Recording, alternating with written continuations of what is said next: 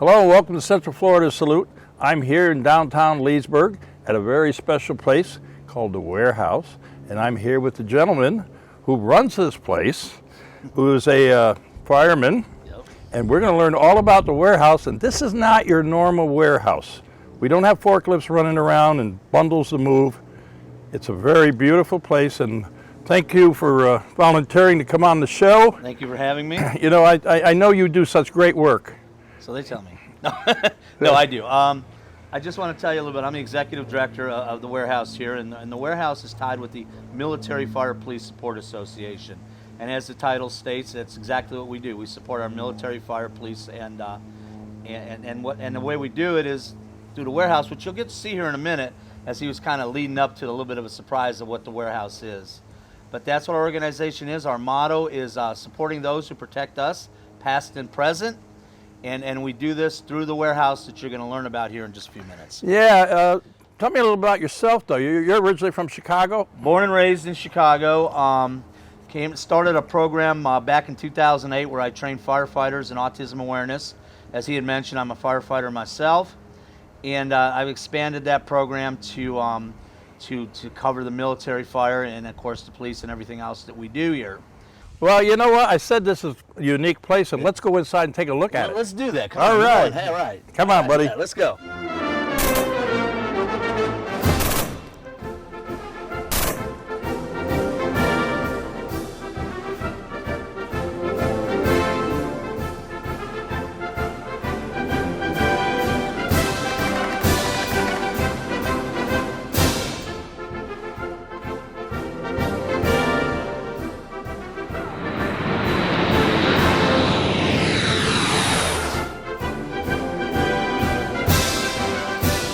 Okay, John, tell me a little bit about yourself. I know you, like you said outside, you were a firefighter. How many years did you firefighter? I was in Illinois about 15 years. Started late in my career. Yeah. and you had a restaurant or something? I did. I had a restaurant and small brewery in just outside of Kankakee, Illinois, which is about 60 miles southeast of Chicago. What brought you down here? The weather. I'd actually come down here for the freshwater lakes, and my son was going to Embry-Riddle, the flight school, and I kind of liked the area, and so I bought some property down here, and my wife came down here, and she says, we should maybe open a brewery down here to do something when you retire. And I know she was probably joking, but I did it. And we opened the Great Chicago Fire Brewery, and that was neat. We started a fire and police memorial and things over there, and then I started to expand, and we bought this piece of property here.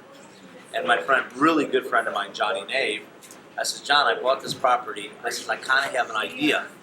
And at the time, him and I were riding with a group called Military Fire Cops, MFC. And so says, you know, that's kind of cool that there's a bike organization that encompasses all three. Because, you know, I used to ride with Red Knights, and there's the Blue Knights, and of course you have, you know, the NAM Night, and they have all these different organizations and these bikes, but no one had ever really combined it together. You know, so I'm like, this is cool. So then one day I says, come here, I want to show you something. He came in and he looked around and says, why can't we have an organization, you know, that's strictly about military fire and police, you know, and set it up like an Ambets or a Moose or any other of the social clubs. I said, man, that's a great idea. I guarantee you this place didn't look like this when we first started. You know, I know, because I've been here when it was the... actually, it was kind of a warehouse, is what it was. Sheet metal, right? It was sheet metal place. Yeah, she had all kinds of stuff in here, and you thought it was fantastic. And we had, so this was like basically December, January of 2019, and I'm like, I'd like to have this done for Bike Fest. Well, you know, Bike Fest is April, so literally in 4 months, we everything that you see, we built this bar, we built the DJ booth, the sound booth, stage, everything you see in here pretty much got built. Literally, the city was signing off on our TCO, which is your temporary TOC, as the band was setting up. So I'm glad they signed up, because I'd hate to have sent the band home and everybody for Bike Fest. Yeah. And since then, this has been it. We grow every year. We've been growing even through the pandemic. We were able to survive. Had a great staff that basically sat out on the patio and made cheeseburgers and, you know, and specialty drinks to keep the place going through the pandemic. And now we every day we get a little stronger with more members and more friends. Yeah, and I'm one of your charter members. You are one of our. We had 100 charter members who believed in our mission, and as I said before, our mission is protecting those that protect us, past and present, Yeah, so you have military, the fire, and the police officers. so you got them all covered. And we do, and we work with a lot of different organizations. One of the things we do here is we feed on a daily basis. The fire and police can come in here. We'll give them a meal. Every year we do a veterans picnic, we call it, and all veterans just before Veterans Day, usually on that weekend. We supply all the food, and drinks, and we have them come in, and we have entertainment for them. And it's the second year, and that's been a big event for us too. Yeah. So John, tell me about some of the organizations you've worked with. I know you're trying to help a young lady now, Jessica Kirby. Jessica Kirby and her organization, we're helping. There's a gentleman who they want to outfit a van so that he can get to work. He's a veteran and get around and do the things that he needs to do in his normal day. And that actually falls under a bigger organization that I've been working with called Warrior Wheels. Yeah, I'm looking forward to trying to get them on my show because a friend of mine, Glenn Ike Fritz, who was a Gulf War veteran who received some rather severe injuries and is paralyzed from the chest down, he's been working with them too a little bit. Well, they started in Ocala, and we're going to be the Leesburg, or more of the Lake County chapter. And they started out building motorcycles for vets that had PTSD. You know, I ride myself, and I got to tell you, there's nothing more enjoying and more relaxing and take your mind off of something is to get on a bike and head out to the back roads of the Ocala National Forest.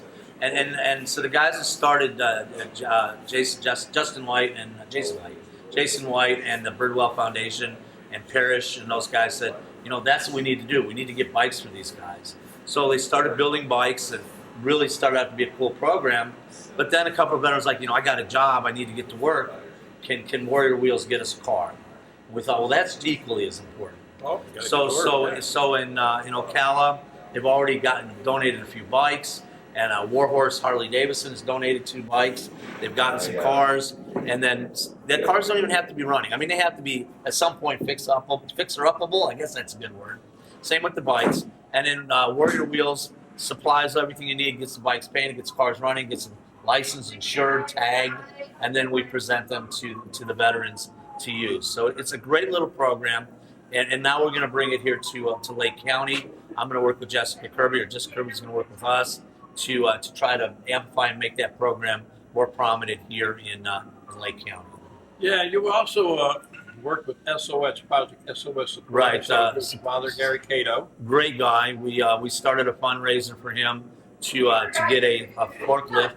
He feeds anywhere about 1,200 to 2,000 veterans in the Ocala National Forest that are homeless.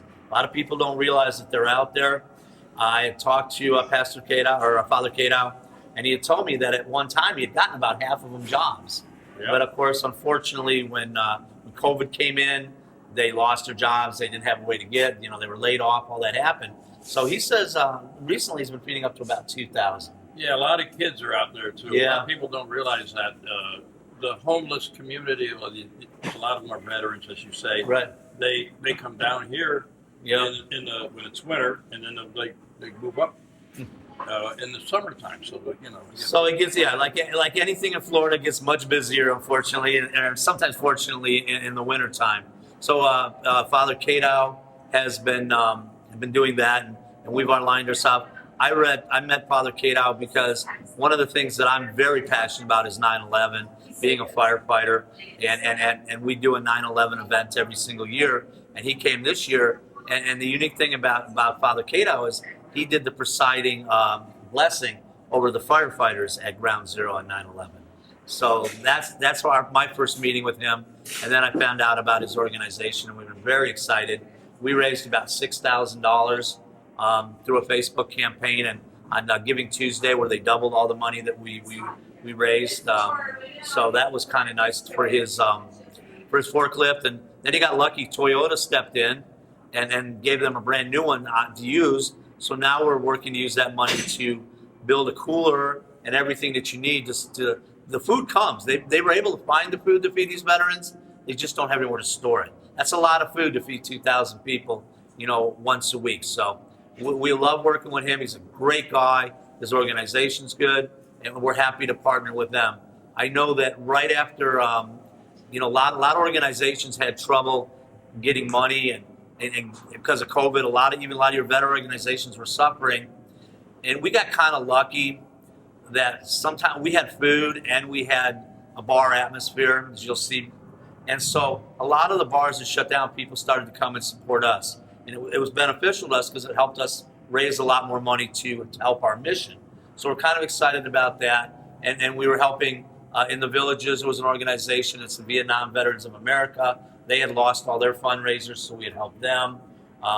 There's a young lady named Mary who's got an organization. They're working to build a transitional housing for women veterans. Yeah, it's going to be up towards Umatilla and stuff. Catherine, my good friend Catherine, who is a combat nurse, she's been on our show before. Her twin sister both served careers in the military, and Catherine is very dedicated, working with Maria Boganoff, Villages. Right, yeah, it's the young lady, right. Yeah, and they're trying to raise money. They're raffling off guns, and what kind of guns? I heard you helped out with the AMVETS. I did. AMVETS is doing a gun raffle, and we purchased one of the guns on behalf of the raffle to help them raise money. I'm an AMVETS member, a son of the AMVETS, and also a Legion member. So we made donations to the Fruitland Park Legion, kind of partnered with them through our affiliation with Gator Harley Davidson and Jan and all them. We made a donation to the American Legion in Mount Dora, because when they opened up, they were closed. They had nothing going on, and they were looking for support from their members, and we felt that was another thing. So we're always looking for new and exciting things. I know we're a veteran show, but we also help on the fire side. We help on the police side too. Like I said, we feed fire and police. When a couple of police officers had passed with COVID at the county jail, we helped their families out. When the police officer died in a plane crash in Ocala, the chief recently, we made a donation on his behalf. So we try to help everybody. As we said, those are people that protect us, whether here or they protect us in the past or overseas. And I think that it's important to us to be able to give back and do what we can.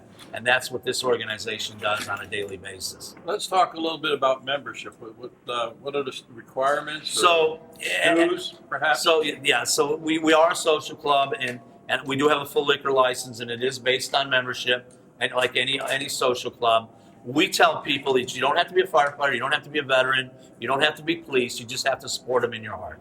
And basically, if you don't, you're not someone we want in here anyway.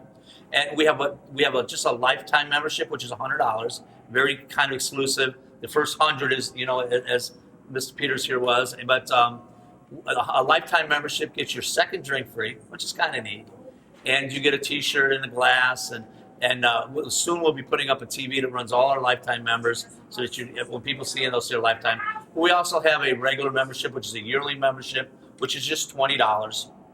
And it's not that much. We've actually extended that membership for people that have already, because we realize COVID and it's hard we want to get a central point. So all of our memberships have been extended. All of our regular memberships have been extended till June 31st.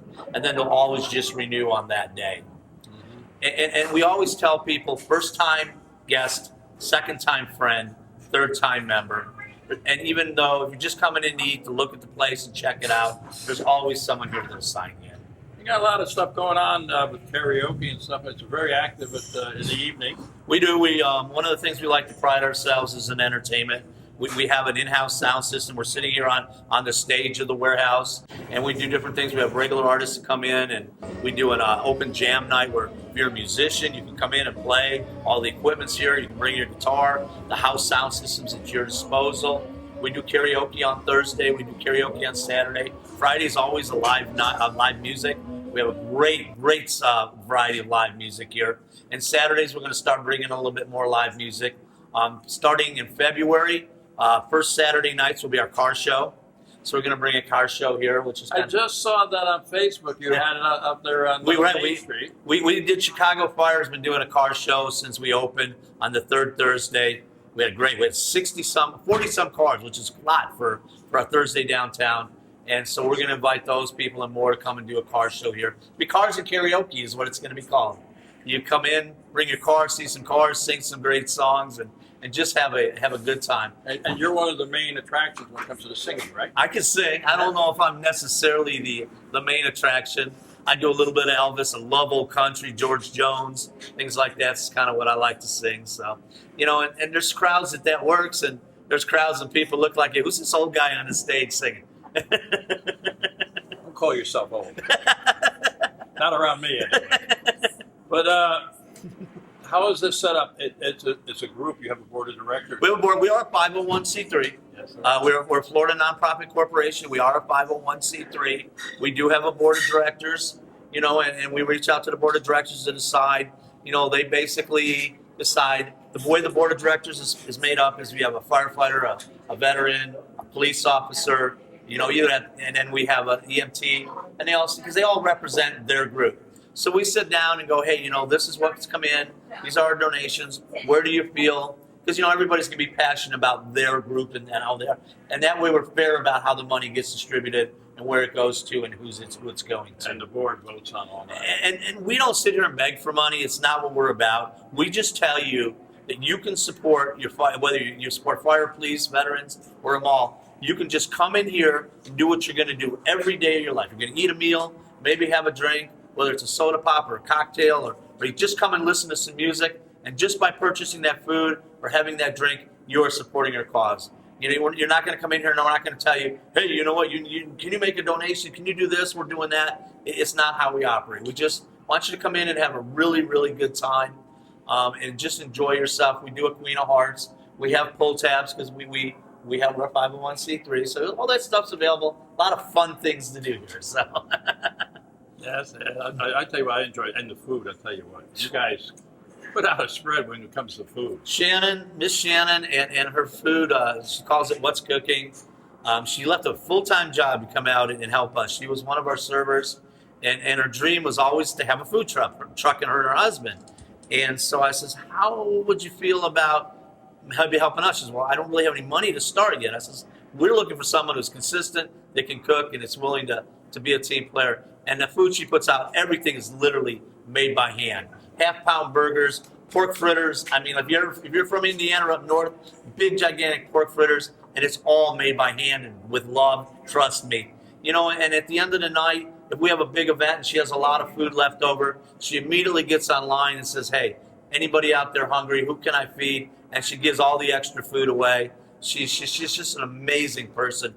And we're so blessed to have her here because she really enjoys what she does here. She's living her dream, and she doesn't realize what a big difference having great food here has made for this place. It's taken us from just being a bar and being really a nice little restaurant where you can eat and just do it all. Yeah, you got a web page or something. If somebody wants to learn more We about do. it. It's www.mf as in Frank, P as in Fire Police Support .us.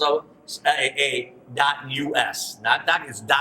mfpsa.us. Okay, and they can learn all about it. You can learn everything there is about it. There's a link to the warehouse page. Everything you can find there, our menu, it's all available there. Our upcoming events that we're doing are all the entertainment, and we're raffling off a boat. Your boat? No, not my boat. We're not raffling off my boat. But one of our members was very generous and donated a nice bass boat, 90 horsepower motor, and we're really super excited. They said all the money can go directly to the mission to support that, and so we're excited. Ocala, the parish who helps with the Warrior Wheels in Ocala, owns a place called Ocala Car Stereo. So I took the boat to him this morning, put an upgraded sound system in it because it had like a cassette player in it. You're supposed to go fishing out with sound. And we had some people donate. James Mahaffey, a great friend of ours, donated a first aid kit, and we're looking to put all kinds. Just gonna have all kinds of cool extras. And then the day we raffle it, we're having a huge fish fry here. So it's gonna be a lot of fun. You get a chance to win a boat, have a fish fry, just have some fun, listen to some good music, and just have a great time. That's going to be down the road. A little bit, yeah. Yeah, well, and, like you say, you go onto your Facebook page or YouTube, Right. and find out when What we're doing here, right. Yeah, you've done a lot of amazing work. I was very happy to bring over Fathercato to your Yes, Chicago. I was very glad to meet him. And the story with the gentleman you had, the fireman. Right. You want to tell Wow. people So, about that story? so I, every year when we do this 9/11 event, we try to find someone that was at ground zero because they can share a story like no one else can. And we've had a police officer, and we had a medic, and then this last year we had a firefighter that was at ground zero. He went there to ground zero to do his part, and it was interesting because he kind of looked over at Fathercato, and Fathercato kind of looked at him, and they're like, we know each other. Well, it turned out that when Fathercato came in, they sent this firefighter to go over the bridge to bring Fathercato in to do the blessing. So they knew each other. It was such a warm, the two of them talking and sharing that experience because they had both been there at ground zero. And then the fact that, they shared their story. 9/11, the thing about 9/11, my wife's a school teacher, and her junior high kids, this is junior high, that was 20 years ago, will be 20 years ago this year, have no clue what 9/11 is. And it was one of those times that this country came together like you have never seen this country come together. It was just absolutely, if anything good came out of it, it was that our country came together and we were very united in our causes. So. Yeah, Fathercato is a dear friend of mine. I met him about 11 years ago when I first started Salute. Mm-hmm. And that firefighter was the guy he met there. Right. Who Gary walked. He says, "Where's all the bodies? I don't see any bodies." Yeah. He says, "You're walking through them." And that stuck with Gary. He wrote a book, 10 Days of Hell in Here. But I have a copy of that book. Yes, I do. And there's a lot of great true life experiences he had. But I got to tell you something. I really like this place. The food is great. The people are nice. And we're going to do a little bit of a tour of this place. But anything else? I do want to thank my staff. We have an amazing staff here. Starting with Kendra. She's an amazing bar manager. She came here and she's really been good. But even the bar managers we had in the past and the staff we've had before and the staff we had now, we wouldn't be here if it wasn't for our staff. They come in and day out, whether it's an event, whether it's bartending, whether it's serving food. They are. A good staff makes your place. And I'm very, very proud to have a great team working with me and making this place what it is. So I'm super excited about that. What you normally salute to veterans. We interview veterans. Right. You're not a veteran, but what you do and what this place does for the veterans community, we want to have you on our show. And I can't thank you enough for appreciating what we're doing and give us the opportunity to tell people what we're doing. You're a difference maker. You're my kind of people, John. Thank you. And we're going to take a little tour. All right. I want you to give our photographer over here a little tour. I can do that. So where would you like to start? And the history behind this bar is we were going to make it a gigantic horseshoe bar, and the gentleman that designed the bar says, no, this would be a much better way for more people to talk across each other and communicate. And that table actually came out of COVID when they said, well, you can't sit at the bar. But I was at another establishment where I saw them put tables out from the bar, which means you're not sitting at a bar, you're sitting at a table. And people just liked it, so we kept it up. But if you walk around, we have cigars, but they have to be smoked outside. We are non-smoking, so we think that's important. We have a pool table. We have a little pool room back here. Shoot some pool. We have this amazing deck. You can sit outside, get some beautiful fresh air. This is a bike path. It doesn't really go too many places, but it will someday. So we have the nice little sit out here, enjoy your dining, just relax, get some nice air. But we are air conditioned, which is a big thing. So we still keep all the doors open, and we have these little plastic weather strips that keeps the cold in. And you can see when they call it the warehouse, the garage doors. It really makes it. Yeah. And a little history about this was built in the early 40s. It was a furniture warehouse. So that bike path out there used to be railroad tracks.